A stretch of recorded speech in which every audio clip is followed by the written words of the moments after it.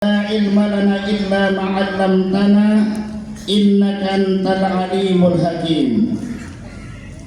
Sadaqallahul azim wa sadaqa rasuluhun nabiyul karim wa nahnu ala dhalika minasy syahidin wasyakirin walhamdulillahi rabbil alamin. Hadratul muhtaramun, para alim, para ulama, para asatiz wal asatijah, para tokoh agama, tokoh masyarakat, bapak-bapak, ibu-ibu, hadirin hadirat yang dirahmati Allah Subhanahu wa taala. Bersyukur kepada Allah dengan mengucapkan alhamdulillahi rabbil alamin dan bersalawat kepada Rasulullah dengan mengucapkan Allahumma salli ala sayyidina Muhammad wa ala ali sayyidina Muhammad. Bapak-bapak, ibu-ibu, hadirin hadirat yang dirahmati Allah Subhanahu wa taala. Dalam hadis Rasulullah sallallahu alaihi wasallam, bismillahirrahmanirrahim, salasun man kunna fihi ajalallahu yauma la zilla illa zilluh. Awalan al-wudu al-makari, thaniyan wal mas'u ila al-masajid bi zulam, thalitsan wa iqamul jami'. Ada tiga perkara, barang siapa yang memiliki tiga perkara ini maka dia akan mendapatkan naungan, yang mana nanti tidak ada naungan kecuali naungan yang tiga ini di hadapan Allah Subhanahu wa taala. Yang pertama adalah al-wudu al-makari, berwudu di waktu yang sangat dingin, yang sangat sulit. Amalan yang sangat sulit adalah amalan di waktu pagi hari. Kenapa di waktu pagi itu sulit? Karena di situ banyak tantangan yang kita hadapi. Kalau sudah kena air, kayak kena stroke. Dua kemungkinan, kalau tidak ngantuk, megang air itu kadang-kadang di situ kita nggak berani, mau kembali lagi tidur. Tapi disitulah keistimewaan yang diberikan oleh Allah kepada kita. Satu contoh, sahabat Bilal,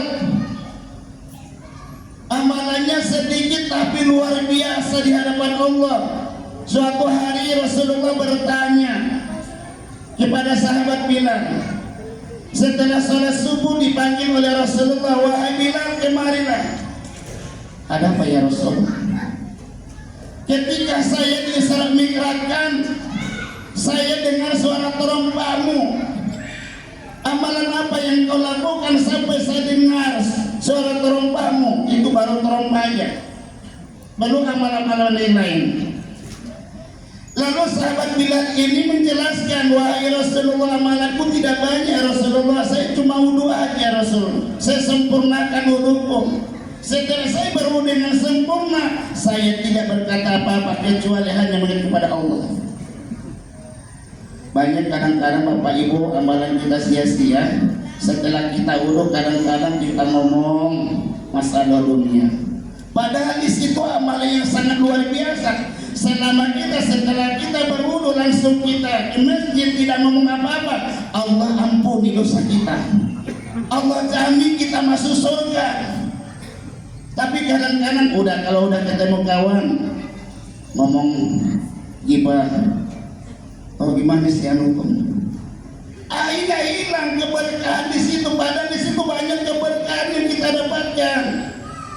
Bahkan ketika kita takbir Allahu Akbar, maka bercucuranlah dosa-dosa yang dilakukan oleh kepala kita, kedua mata kita, hidung kita, mulut kita, kedua telinga kita, bergugur-guguran dosanya. Makanya kita setelah wudu jangan dilakukan.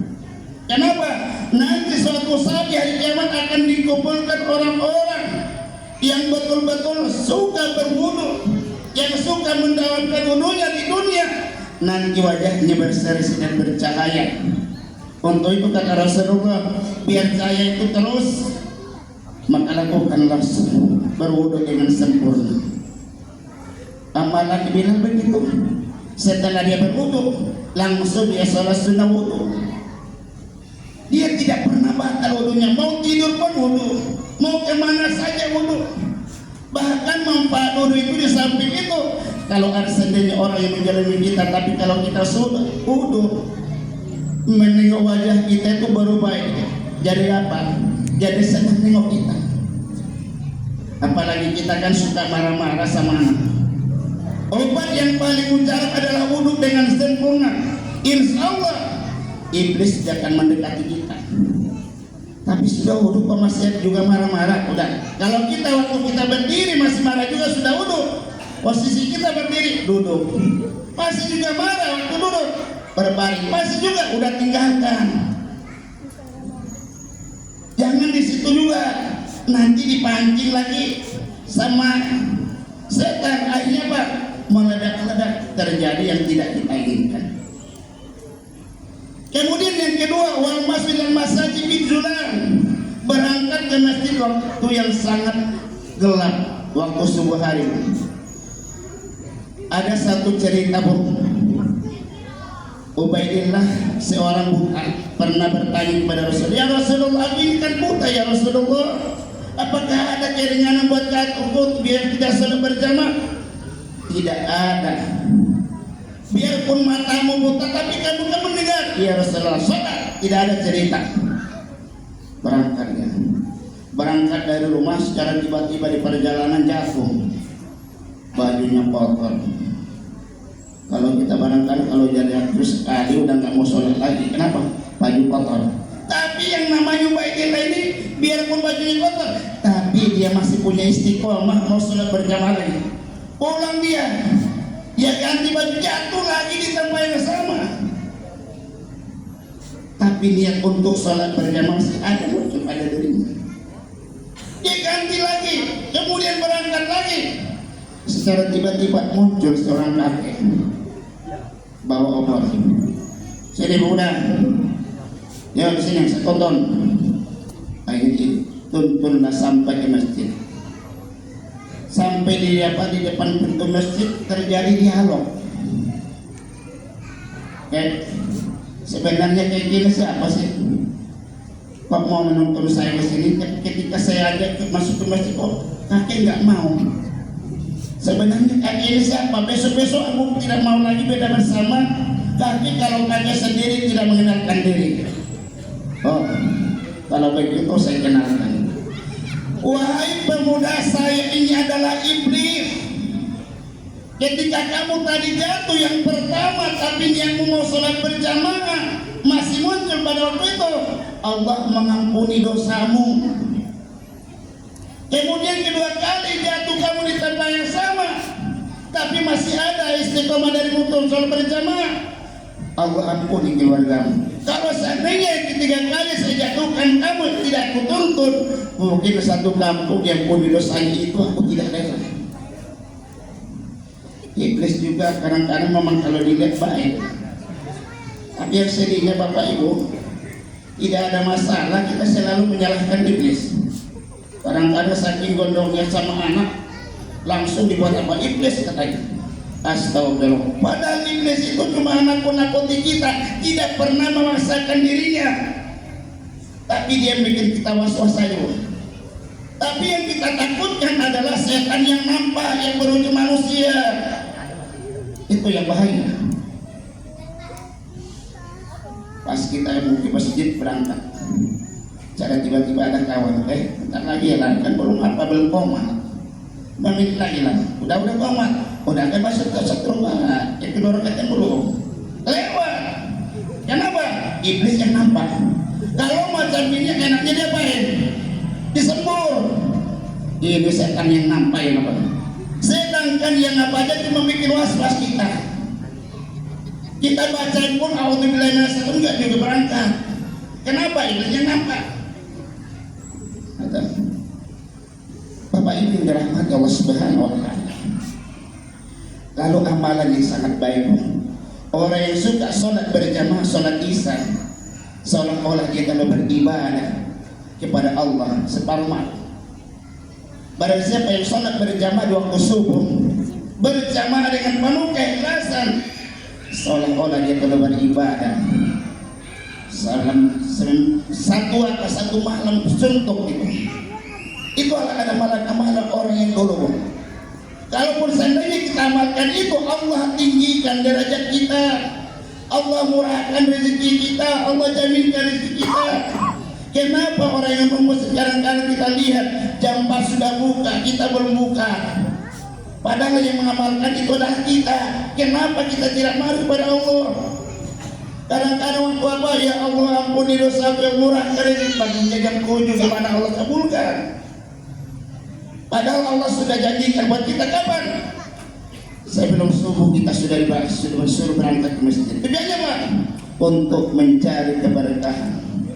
Allah sudah cukupkan rezeki kita. Yang mendapatkan keberkahan itu adalah kita sebagai umat Islam, bukan orang non-Muslim. Kenapa? Mereka hanya dikayakan di dunia, tapi kita mempunyai tujuan mendapatkan akhiratnya. Mereka kaya di dunia, kita jangan protes, tapi kita mendapatkan bagian nanti di akhirat.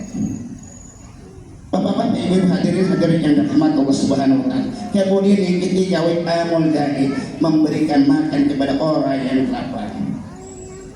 Bagi kita yang suka memberikan makan kepada orang yang buka, itu pahalanya sama dengan orang yang berpuasa, tapi tidak dikurangi pahalanya. Kalau seandainya kita mau ingin mendapatkan keberkahan yang luar biasa, berikanlah makan kepada orang yang berbuka, biarpun satu kurma. Jatah kita Allah berikan, lebih dari itu. Yang penting adalah ada keikhlasan pada diri kita. Sesuai janji Allah, la in syakartum la azidannakum wa la in kafartum inna adzabi lasadid. Apabila engkau bersyukur nikmatku kata akan kutambah. Dan apa Allah tambah? Allah tambahkan kenikmatan di dunia. Ketika kita beribadah, ada rasa puas. Ketika kita menghadap Allah, ada rasa rindu pada diri kita. Ketika kita dengar azan, seolah-olah kita rindu kepada Allah.